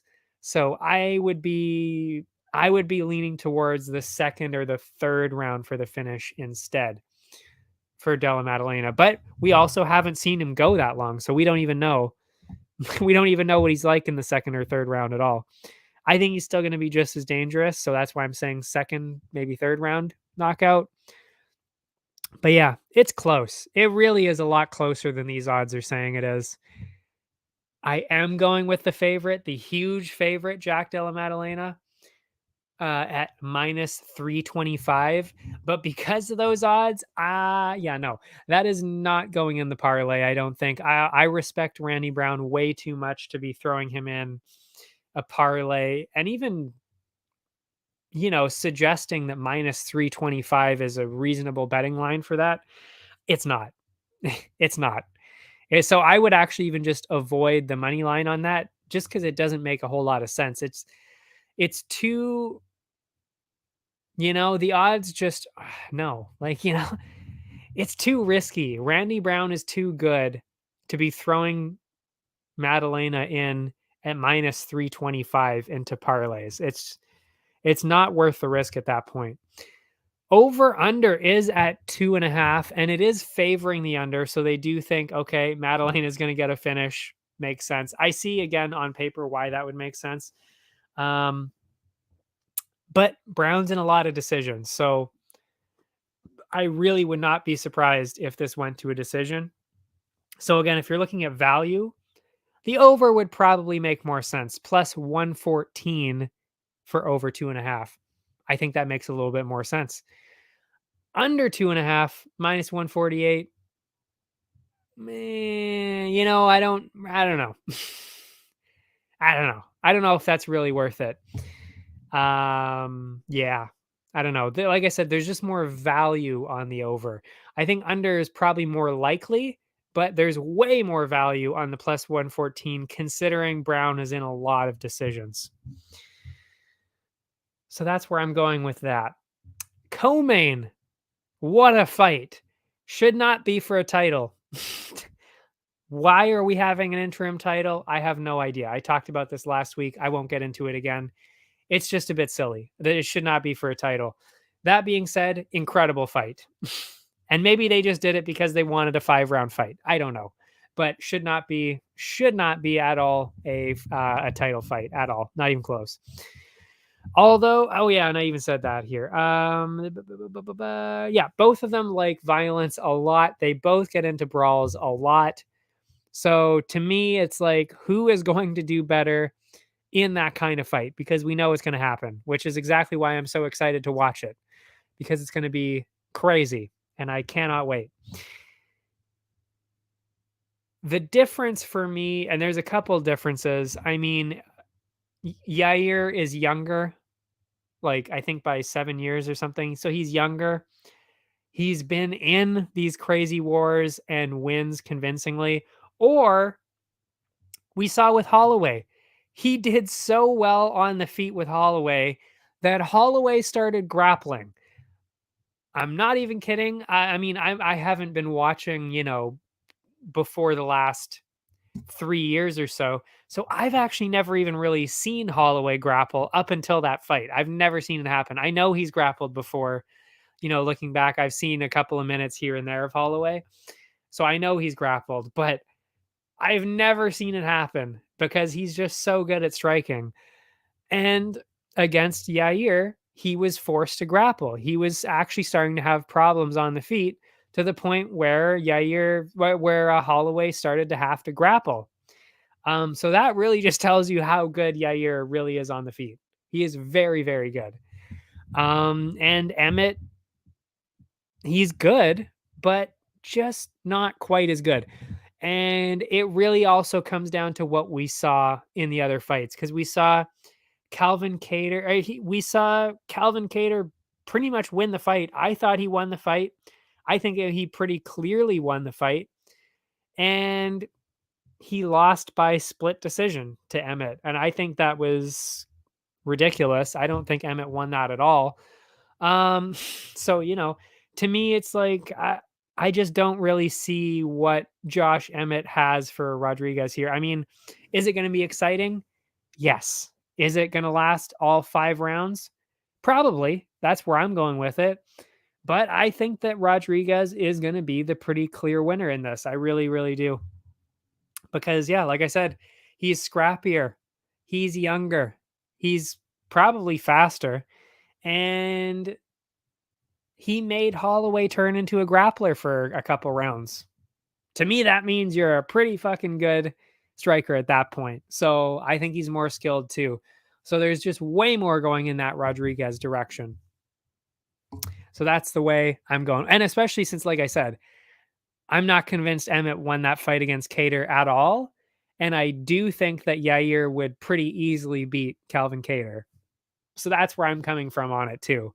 It's like, if I think that Yair Rodriguez would beat Calvin Kattar, and I also think that Calvin Kattar beat Josh Emmett, well, then why would I not think that Yair Rodriguez would easily beat Josh Emmett? That's where I'm going with it. Again, I don't think he's going to get a finish. I really don't. He could. I don't think he will. But I do think he's going to grab a convincing win to grab the interim title, which shouldn't exist. And if you go towards the odds are exactly actually what I would put them at. -175 for Rodriguez, +142 for Emmett. Makes a lot of sense for all the reasons I just said. So I would definitely be going towards -175 for Rodriguez. And you know what? It's at the point where I would even actually probably put him in parlays. I really would, because I'm so convinced that he's going to win that -175 is not a big deal. And in fact, it would really juice up your parlay quite a bit by doing that. So I love Rodriguez in this. Yeah. Oh, and the over under. The over under. I mean, I talked about this stat last year too. There's only 2 fights now. 2 fights in, well, actually, it might have changed a little bit now, but really the top 10 of featherweight don't get a lot of finishes. They're in almost exclusively decisions. So I think that's kind of the way it's going to go again. Plus, we both know how tough, like we know how tough both of them are. I mean, Rodriguez is, but there's no way he's getting finished. I guarantee you that we are not going to see Yair getting finished. That I know for sure. And Emmett is also almost as tough. Maybe just as tough. Hard to say because he is older now. But I mean, he's shown a lot of toughness, a lot of that. So I would be pretty surprised if Rodriguez got a finish either. So like I said, I think this is pretty clearly the way to go with this. Rodriguez by decision, and also over 4.5. minus 150 right now. So they're heavily favoring that decision as well. Is it worth it though at minus 150? I'm not 100% sure, to be honest. You might want to, I don't even know if I wouldn't go for the under at that point. You might just want to stay away from the over under, but minus 150, it's not awful. What I would do then, it would probably make more sense to just say Rodriguez by decision as a bet, do that prop, lower the odds a little bit. But honestly, at minus 175 for Rodriguez, I'm happy with the odds as it is. You don't need the over under, but if you wanted to, like I said, that's probably that's the direction I would be going in. Main event. One of the best main events of the year, guaranteed. I mean, because, we're looking at probably the best one. Actually, I don't know. I mean, who knows? Because I think the best looking one to me, right? Well, I mean, actually, the best one was just announced. I mean, Conor McGregor and Michael Chandler. I don't know if you can get better than that. Like, that's absolutely fucking insane of a matchup. I cannot believe that that's actually happening for real. I am so excited for that one. But you got John Jones and Cyril Gane. That's what I was going to be talking about. And that is an incredible matchup. I can't wait to watch that. I mean, the next 2 months in general, absolutely stacked. Cannot wait to see all of these pay-per-views. I mean, I'm in heaven. Incredible. But this one stacks up with all of them. It really does. Pound for pound, 1 and 2, Islam Makhachev, Alexander Volkanovski. And by the way, that's not changing anytime soon. They will be number 1 pound for pound, number 1 and number 2 unless John Jones wins. If John Jones wins, he's number 1 pound for pound. I got to say. Yeah. Actually, I might even have a caveat for that. If Volkanovski wins, I think he is the number 1 pound for pound, and nobody's taking that away. I would not even give John Jones the number 1 pound for pound at that point. I really wouldn't, because beating Makhachev as Volkanovski is so much more impressive. Well, actually, yeah, no, it is. It really is that much more impressive than John Jones beating Cyril Gane, even though I think that would be very impressive as well, because I don't think he's going to win. The fact that Makhachev is so incredibly dominant and good right now, it would be, and huge, by the way. I am going to be a little surprised if Volkanovski wins, which, I mean, you can already tell which way I'm going with the pick. Also, I mean, the odds are, which way it's going. So, and I agree. I can't even argue with that. I can't even argue with the fact that it's minus 400 right now for Islam. I mean, well, I can argue a little bit. I think it should be a little closer than that because Volk definitely deserves the credit. I wouldn't say that it's 50-50 right now. For me, in my mind, I would say it's actually like 60-40. I wouldn't go full blown say like there's no way Volk is winning this. I don't think that at all. I really don't. I actually do think he has a chance. But, I mean, it's just Islam is so insanely good at grappling that's the problem. That is the problem. It's not, I don't think Islam has anything for him on the feet. I really don't. I mean, has Islam shown that he's also really talented on the feet? Yes, of course. But I mean, Volkanovski straight up shut out one of the best strikers in the UFC in Holloway. Like, he won every single round and made him look bad. Like, that is insanely hard to do. Nobody has ever done that before. Make Holloway look bad on the feet. And that is exactly what happened. He looked bad. Volkanovski is just that insanely good on the feet. So, yeah, no shit. Volkanovski is going to be better on the feet. I don't think that's even a question. But the problem is then, can he stop the takedowns? And can he do that for 5 rounds straight? Because the way I see it, if Volkanovski gets taken down, I don't really know how long he's gonna last. I'm not like the other people where it's like, okay, it's a wrap as soon as he gets down on the ground at all. I mean, that's a little bit absurd to say. I do think that obviously, Volkanovski's fantastic at getting up if you can get him down in the first place. But the thing that switches it for me, you got to look back at what happened with Ortega.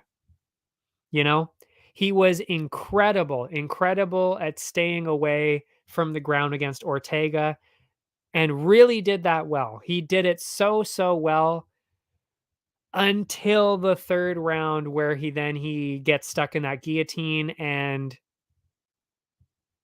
was literally like 2 seconds away from losing.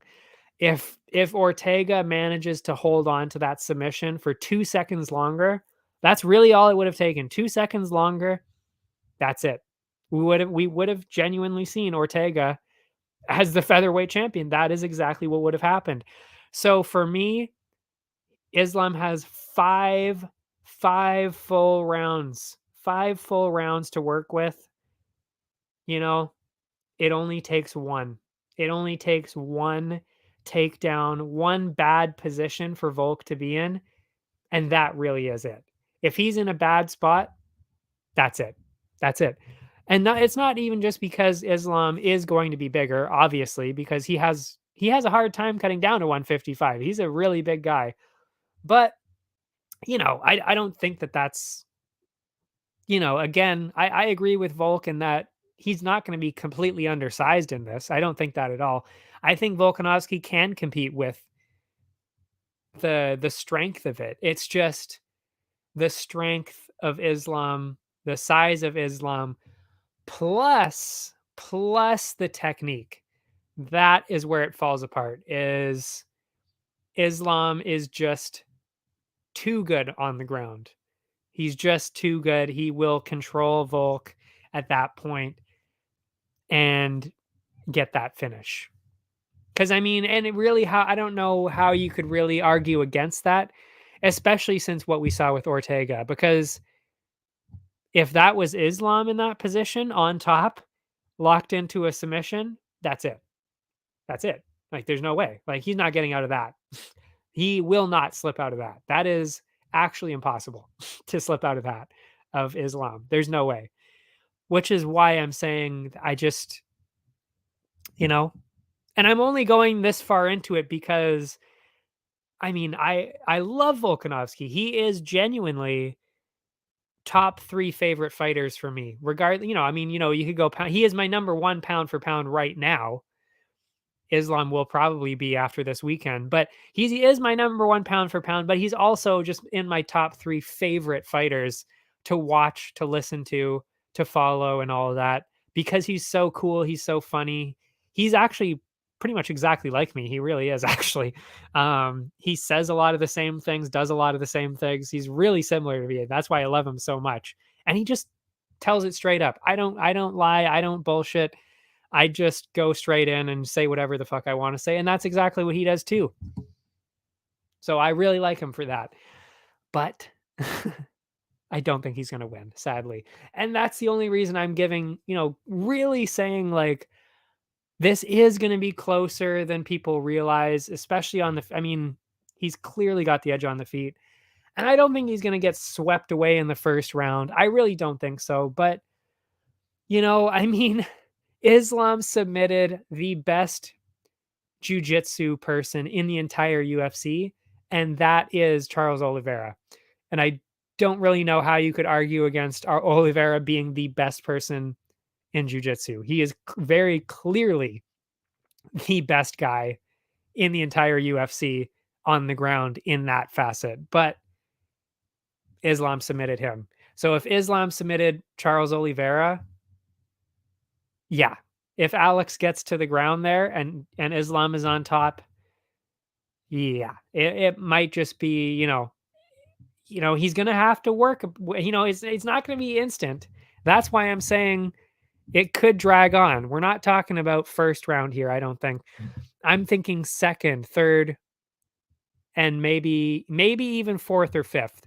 I think I put on Tapology, I think I said second round, maybe third. I can't remember what I put, but it second or third round seems to be where it makes the most sense to me.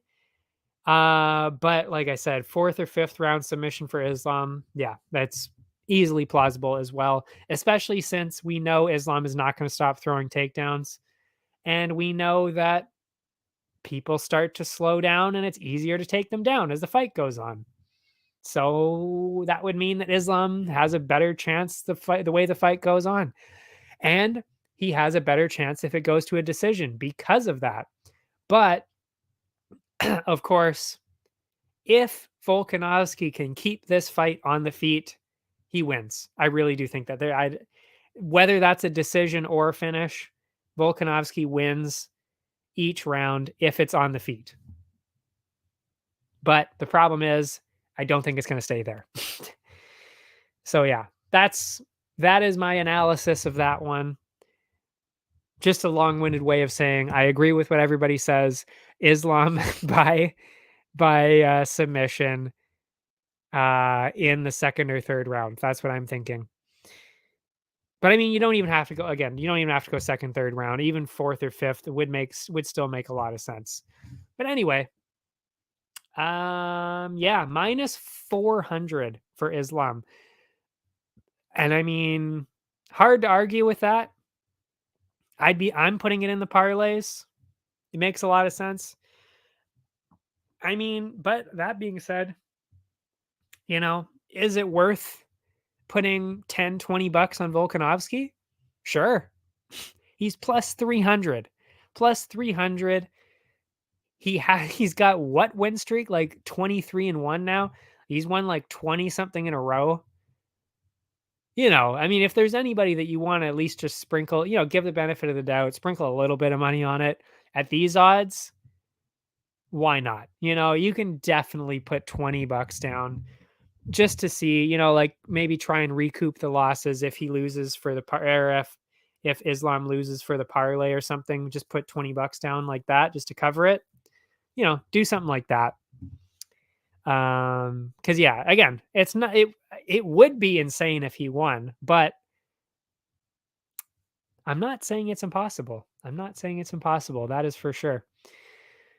And the over-under is at 2.5 rounds. And this is where it gets more interesting because I actually do think that that's pretty reasonable. I'm going the under on this one, plus 122, which I think is actually fairly generous. I thought they were going to be going in the opposite direction. For under 2.5. So that is halfway through the third round. I mean, like we've seen Islam submit people way faster than that. He even beat Charles faster than that. So yeah, I mean, it's not crazy. It's definitely not crazy to go plus 122 for under 2.5. So that's the way I'm going with it. Lots of value there. But that is it for the main card. And what a main card it is going to be. I will quickly go through a couple of prelims that I like, and then we will go through the parlays, and that will be it, of course. The prelims, there's only two I'm going to talk about because those are really the only two that, well, one of them is a pretty easy one, so I'm kind of giving you a freebie. Like this guy's 100% winning without a fucking doubt. Like 0% chance of this other person winning. And that would be Tyson Pedro versus Modestas Bukauskas. This is one of those for sure situations where it's like, yeah, the UFC is giving Tyson Pedro an easy win in front of the home crowd. They want an exciting knockout in the featured prelim to get people excited about Australia. Wow. Just choked there. Yeah, in front of the home crowd to get people excited for the pay-per-view. Guarantee, like minus 250. I don't even know how this is that low. It's insane. Insane to me that that's the betting line. Tyson Pedro has absolutely just fucking annihilated his last two guys within the first round, like, easily. I don't even know if he got hit. I really actually don't even know if he got hit. He beat them that easily. It was just not even close. Just destroyed them right away. And Bukauskas was kicked out of the UFC for losing 3 in a row. Came back, won Cage Warriors. He got 2 fights, won the title in Cage Warriors, is coming back. But he lost 3 in a row in the UFC and was finished. Was finished in a couple of those, I think, too. I think actually may have even been finished in all of those. I can't remember though. I didn't write that part down. I know he got finished in at least one of those.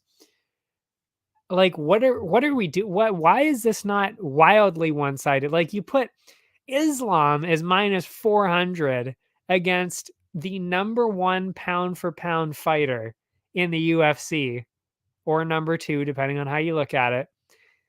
And Bukowski Pedro is only minus 250.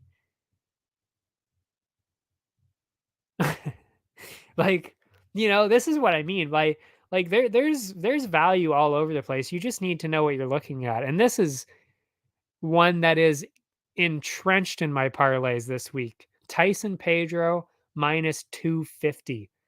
I cannot picture him losing this fight. I really can't. That I would be genuinely baffled and very pissed off if he loses this fight, because I just don't see it. I really don't see how he could lose this. So yeah, minus 250 for Pedro is a steal, and I will definitely be putting that in all the parlays. Over under 1.5. The over is minus 140. Oh, I should say it's under 1.5 rounds, because they are definitely seeing that early finish, probably for Pedro. And the over is actually the favorite right now at minus 140 for over 1.5. So much value on under 1.5, because at plus 110, this guy's got 2 first round finishes that were, by the way, dominant and spectacular. And Bukauskas was cut from the UFC. Plus 110. Yes, I am putting first round finish for sure.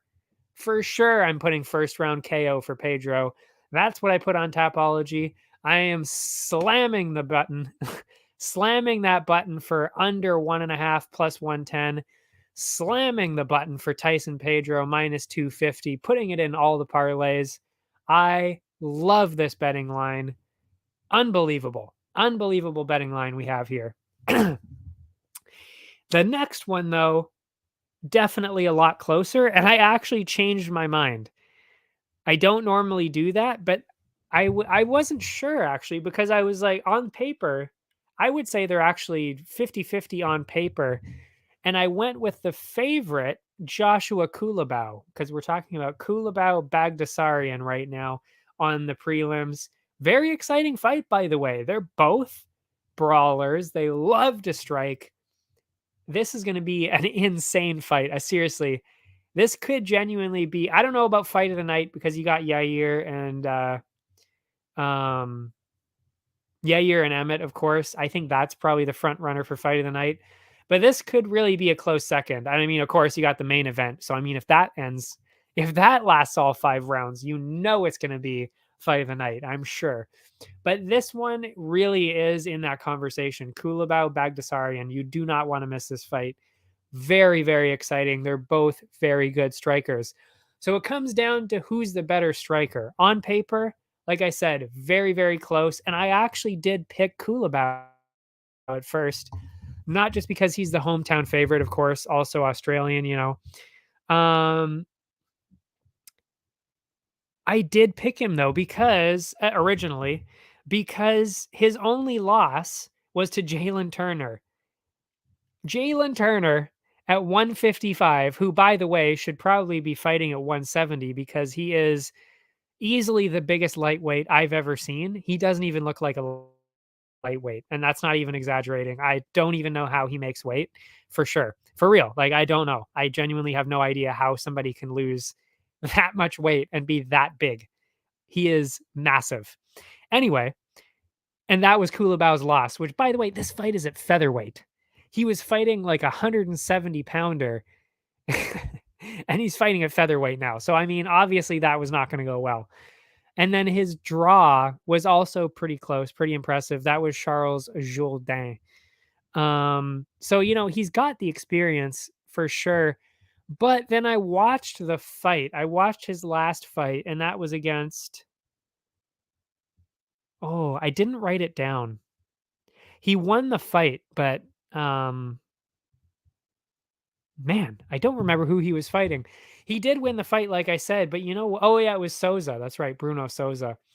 Or actually, no, I think that was Melsick, who Melsick was fighting. Anyway, I can't remember.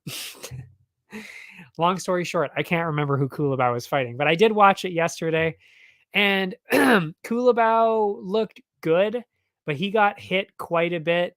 He was a little slower, and yeah, he got hit a lot. And on paper, even though Melsick does look like, okay, you know, he doesn't have the experience necessarily, for sure. He hasn't fought the same caliber of people, obviously. But when you watch the tape, he is incredible at striking. He is very quick, very skilled, and extremely dangerous. And as soon as Kulabau gets close, Melsick is going to absolutely tear him to shreds. Um, so I do think this is still going to be a decision because Kulabau and Bagdasaryan are both very, very tough guys. But Melsick is just insanely good on the feet. And he was a professional kickboxer before he did MMA. So that really just tells you he definitely has the advantage on the feet. And Kulabau doesn't really grapple much. And Bagdasaryan is very good at defending grappling. So there doesn't really seem like a way for Kulabau to win this unless he somehow wins over the long run in the decision. And I just don't see that happening because, like I said, Bagdasaryan is a kickboxer and he is insanely good at it. Yeah, lots of kicks. And by the way, Kulabau was getting his legs chopped out from under him in his last fight, and the guy was nowhere near the striker of Bagdasaryan. So I really do think this is going to be a rough night for Kulabau, and we are going to see a very impressive Melsick Bagdasaryan, and you're probably going to be seeing him in a top 15 fight in his next one. I really do, because people are going to be so impressed with what he shows here. I am so confident that Melsick Bagdasaryan is going to get the win here. And look at that. The odds are dead even. So we're getting a steal on this one. Kulabau minus 112, Bagdasaryan minus 110. Like I said, the better striker is going to win this, and that is Bagdasaryan minus 110. Put the money down now. For real. That is looking real good for Bagdasaryan. I love it. I love it as a pick. And I'm glad I watched the tape, because if I wouldn't have watched the tape, I would have gone with Kulabau, and that would have been a mistake. Because if you watch the tape, it is not really that close. Melsick is just a much cleaner striker and just better all around at striking. So yeah, minus 110 for Bagdasaryan is the way I'm going with this for sure. The over-under is favoring the over 2.5, minus 167. That's fair. I would be going in that direction as well. Minus 167. Not bad. Not a bad betting line at all either. But yeah, man, Bagdasaryan though, minus 110. That's a steal. People don't know. People don't even know. If you don't know, now you know, as Dana White says. Which shouldn't even be his saying, like, oh, that's what Dana White says. Like, no, that was in a song before that, and it was also definitely a bunch of other people said that before. But yeah, it is also a song lyric. I don't know how people forgot about that. Anyway, enough about that. Let's get into those, the parlays. That's the word I was looking for. Well, it's the card is starting with one that is there's no way you're losing that one. Zubaira Tukugov at minus 550. Throwing that in the parlay. I mean, Zuba is incredible. He is so talented. Brenner, who the fuck is that? I mean, who the fuck is that guy? No, yeah, he's brand new to the UFC. I think they're kind of just giving Zuba an easy win because he hasn't really fought in a while. So I don't think they want to give him somebody crazy good, or else it might ruin that kind of image of him being invincible, basically. So I think they're kind of giving him an easy win here. Either way, I mean, minus 550, he's insanely good. 100% putting that in the parlay. Next one is actually the ladies, Loma Lukbunmi and Elise Reed. I got to be honest, I don't really think this is going to be all that close either. Loma is very small, and that does not play in her favor in any of her matchups. It's actually the only reason that she doesn't win more often, more dominantly. Her size is definitely a hindrance, but she is very, very talented. And Elise Reed hasn't really shown that. I mean, she's gotten some wins. I think she's decent. She still belongs in the UFC for sure. But Loma is that one where she really should be in the top, like she definitely has top 15 potential. And she was in the top 15. She just happened to lose out of it. And she hasn't really gotten that chance to get back in. But yeah, Loma looks very good in this matchup. Minus 286. Throwing that in the parlay. Then we got Jenkins and Shanus. I believe it's Jack Jenkins and Don Shanus. I can't see on the Bet99 because they don't really show the first names if it's too long. So I don't actually know their first names, but I'm pretty sure that's what it was. Yeah, Jenkins is another very, very clear favorite in this. And again, it's one of those situations where they want to give, well, for one, he's Australian, and two, he's on the Contender Series. So you got Australian, Contender Series. They have to give him somebody easy that he should be able to beat. And that's exactly what they're doing. Minus 350. Got to go with that. And then you've got another situation where that's exactly what they're doing again. This one's a little bit more risky. Jamie Malarkey, minus 267. He hasn't really been all that consistent, but again, they've kind of given him somebody that he should be able to beat. So I'm not sure about putting Malarkey in the main parlay that I put in the articles, but he's a good candidate for sure. But so far, Jenkins, Lukbunmi, Tukugov, lock those ones in. Then we got Rodriguez. Who's Rodriguez? Rodriguez against Shannon Ross. I'm not going to lie. I don't know who, I can't remember who Rodriguez is. And again, I do make all my picks on Tapology. So it's not like I'm like, oh, I don't know who any of these people are. No, I've made my picks already. And I know I picked Rodriguez for sure, but I remember it being fairly close. So I would stay away from that one. Stay away from Shannon Ross and Rodriguez.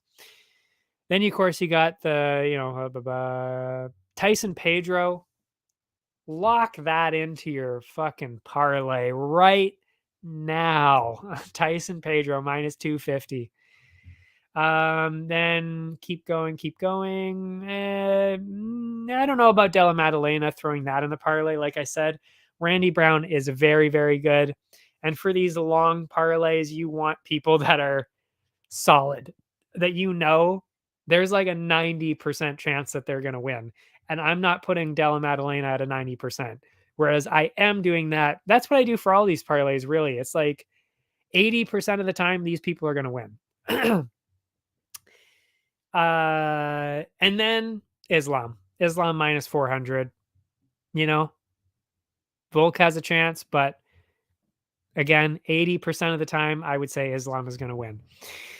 So that brings us to Islam Makhachev, Tyson Pedro, maybe Jamie Malarkey, maybe, maybe. And I mean, maybe Jack Della Maddalena, maybe. And then, of course, then you got the easier ones, Jack Jenkins. I think Loma Lukbunmi is a pretty good one. I mean, that's still a bit iffier for sure. That's like in the 70% sure range, but still very sure that Loma should win this for sure. And then, of course, Tukugov guaranteed. Lock that one up. Give him the win. Give him his win money now. But yeah, no, that's it for now.